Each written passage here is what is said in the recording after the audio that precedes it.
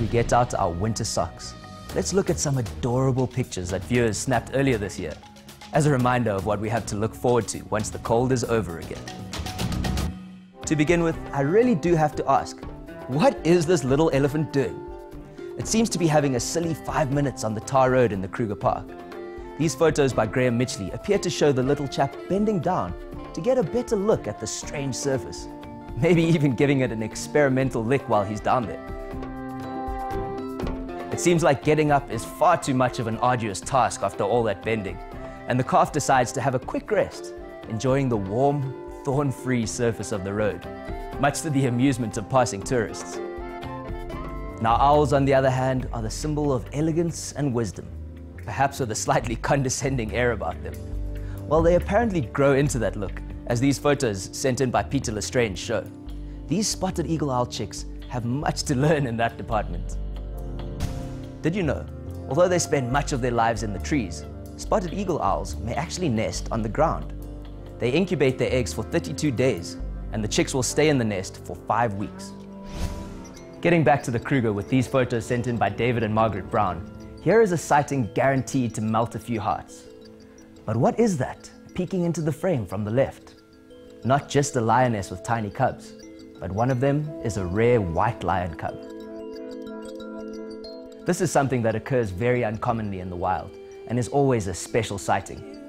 Usually falling short in the camouflage department due to its white color, this little one seems to blend rather nicely into the dirt of the road, a hunting tactic it should keep in mind for later in life. Now this large rhinoceros seems to have a soft spot for baby animals, and was photographed by Yolandi Roux sauntering casually up to different baby wildebeest and coaxing them onto their feet. This is rather odd behavior, and we're not sure if the rhino is attempting to help the wildebeest he thinks are wounded, or if he's simply bored and picking on the little calves for his own amusement. Either way, if a horn that long appeared next to me while I was sleeping, I would be up like a shot and out of there before he can say Ceratotherium simum.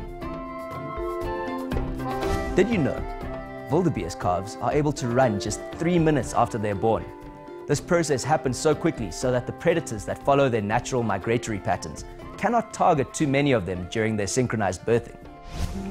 Talking about bewildered baby animals, this buffalo calf is in a real spot of bother and has become separated from its mother and the rest of the herd. It's teamed up with a pair of old buffalo bulls for company, and in a moment of confusion, attempts to suckle from one of the bulls. Andy Jacobs snapped these photos in the Thorny Bush Reserve, and unfortunately, the young calf wandered off again to find its mother and was pounced on by a young leopard. According to the rangers, it was the leopard's first kill since its mother stopped hunting for it. So it's a bittersweet ending to that story. Did you know, old buffalo bulls will leave large herds to form smaller bachelor groups when they can no longer compete for mating rights. Younger bulls in their prime will also leave herds temporarily in the non-breeding season to gain condition by not having to compete for grazing. That's all we have for you tonight, but in parting, there's one last heartwarming moment. This baby baboon, photographed by Yolandi Roux in the Kruger Park, has already been taught about leopards and is taking no chances, clinging onto its mother for dear life. I hope for his sake that he's going to grow into those ears. Thanks for watching, and remember to keep sending in all your diminutive and adorable wildlife photos to info@5050.co.za.